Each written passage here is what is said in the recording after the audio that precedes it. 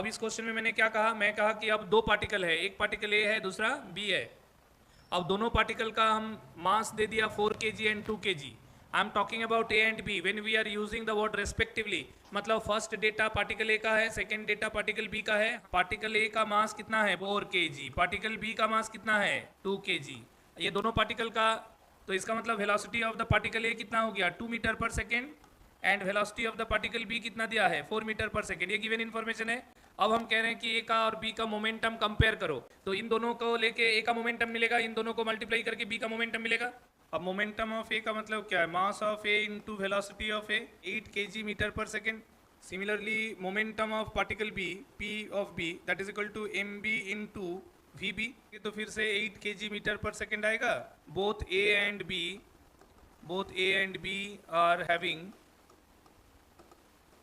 same